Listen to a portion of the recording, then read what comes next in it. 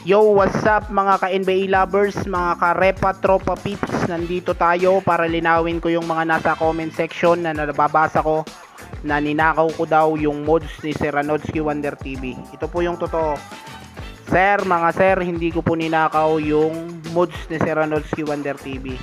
Ganito po ang paliwanag kung bakit hindi ko po napalitan yung device ID number ko.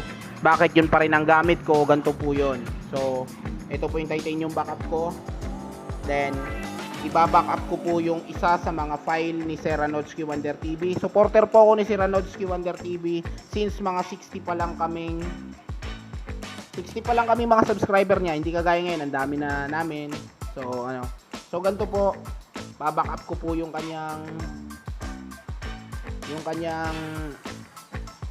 titanium backup, yung backup ni Sir, yung kanyang file. So ilo-load ko po dito sa NBA ko, papakita ko po sa inyo. Hindi po yan gumagana sa akin kasi naka-mood po yung applications ko. Pag nag-load ako ng mga jersey, mga MC, hindi po yan gumagana sa akin. Kaya naisipan ko, gumawa na lang ako ng sarili ko na lang MC. Total, pwede naman ako maglaro sa F1BM. Then ganito po ang nangyari. Tsaka may issue po ako dun sa MC. Magaganda naman yung mods ni Sir Ranodsky Wonder TV, kaso nga lang yung MC mukha siyang monkey.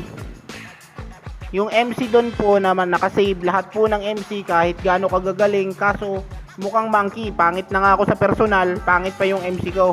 So ito po, ilo-load ko po. Ito po yung ni Sir Ranodsky Wonder TV. Sir, saludo po ako sa inyo, magaling po kayong gumawa. So yan po yung kanyang yung sa kanyang retro jersey. Yan, magaganda po siya kung gumawa. Naka 2K22 na rin po yan. Yan. Option, manage roster.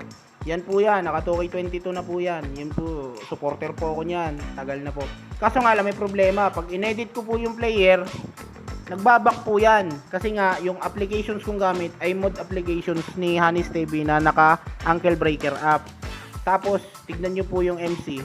Saglit lang po, papakita ko po yung mukha ng MC dito. Kaya ayoko rin po nung MC. Magaling ang MC, ayos naman po, nag-aaliop. Kasi may problema po sa mukha eh. Yung mukha lang po ng MC. Mukha po siyang monkey. So ito po yung mukha nung MC, yung edit my player, yan. Yan po yung mukha Kahit maputi, kahit anong gawin ko, mukhang monkey Tapos head preset ko na. Yan mukha pa rin siyang parang yung ilong, yung bibig masyadong malaki. Kaya sabi ko, gagawa na lang ako ng akin. Ang ginawa ko po, ganito po ang ginawa ko. Kinlayer data ko po yan. Punta ka ng app info. Then, kinlayer data ko po yung mismong game. Clear data. Okay. Then, back ko po. Then, force stop. Yan po ang ginawa ko. Ang pagkakamali ko po, hindi ko po pinalitan yung device ID number. So, nag-create ako ng sarili kong player. For short, nag-create po ako ng sarili kong player. Nag-create ako ng sarili kong roster. Then, nagawa ko ng mga mod.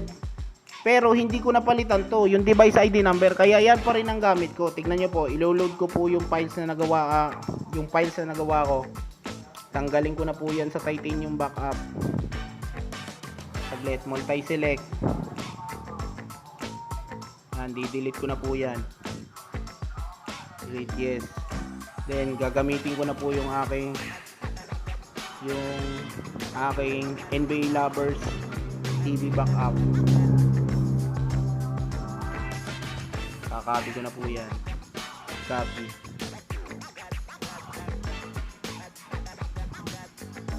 Then paste po sa titanium backup. Tapos pupunta po ulit sa titanium backup. Then backup and restore sa NBA. Yan po. Backup and restore. Plus data. So ito po yung nagawa ko na. Ang dami ko na pong nagawa. Ang dami ko na mga ayan.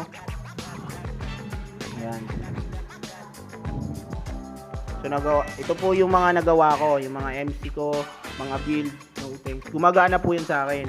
Talagang tapos yung MC, iba na yung muka. Mapapansin nyo naman po kung talagang inakaw ko yung mga mods niya, yung dapat yung MC ko magkamukha nung MC ni Sir Renodsky Wonder TV. Tignan nyo po yung mukha ng MC ko dito. Ang mali ko lang po doon, hindi ko pinalitan yung device current ID number ko.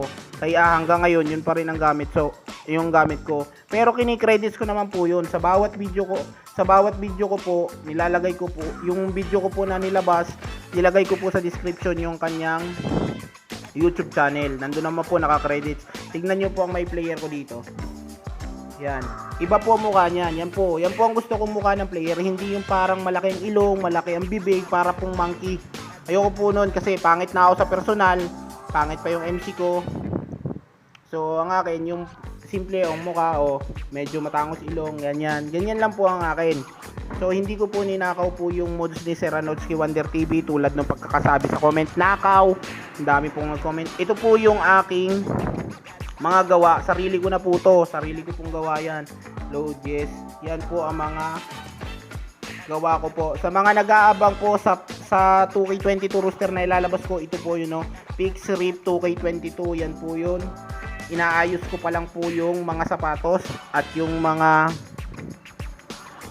player name call. Ayoko kasi na pag yung player na mga, lalo na yung mga rookie, ang tawag na commentator ABC, ganun po ang tawag kaya inaayos ko pa po yung player name call. Wait lang po kayo, siguro mga after 2 days ma-upload ko na rin po to. Wait lang po, konting tiis lang. Manage rooster, yan po yung gawa kong 2K22. Tapos sa Hornets, nandito na rin po yung magkapatid na ball. Yan, Lamelo and Leangelo.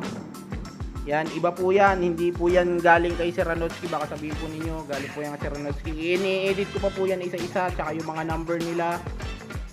Tsaka kay Sir Renodsky Wonder TV, ano po doon ay number 23 yata. Hindi naman po sa ano. Tapos, load ko po. Nandito din po yung anime mod ko.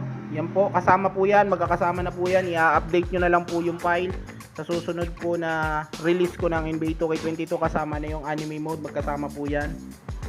Yan, manage roster. Yan, edit, yan. Inaayos ko pa po isa-isa. Kaya pasensya na po, Sir Renodsky Wonder TV, hindi ko po ninakaw yung mods nyo. Ako po yung supporter ninyo since day 2, hindi na po day 1 kasi 60 kami. 60 lang kami mga subscriber nyo. Ang dami nyo na pong subscriber ngayon. Subscriber nyo po ako. Hindi ko po ninakaw yung content, ninakaw ho yung inyong. Nagkataon lang po na kinlear data ko. Hindi ko po napalitan itong device ID number. Dapat pala papalitan din pala po yan Hindi ko po alam, bagito pa lang po ako nung panahong yun. Dapat pala pag mag-clear data ka ng NBA, papalitan mo rin tong current ID number mo para magamit mo. So, hindi ko po napalitan yan. Clear data ko lang. Gumawa ako ng kung ano-anong mods. Ang dami ng mods na ginawa ko sa MC ko, tsaka sa kung saan-saan. Inayos ko, pero yung device ID number, yun pa rin gamit ko pala sa inyo. Kasi nga po, ako po yung tagahanga nyo. Simula nung nagsisimula pa lang ho kayo. Hanggang ngayon naman po, akin lang po, kaya po ako nag-upload ng mga video. Ayoko pong mahirapan yung viewer. Sige po, hanggang dito na lang po. Salamat mga supporters ko. So, abangan nyo na lang po yung update ko ng NBA 2K22. So, nililinaw ko lang po, hindi ko po ninakaw yung mods ni Sir Renodsky Wonder TV. Gumawa po ako ng akin, nagkataon lang na yung gamit kong ID number ay sa kanya. Kinlear data ko po yun, hindi ko po yung ginagamit. Hindi naman po gumagana sa akin pag niload ko po, kahit yung MC, pag niload ko po, baba. Kasi nga ang gamit ko pong applications ay kay Sir Hanis, kay Hanis TV na Uncle Break app. Sige po, hanggang dito lang po. Salamat.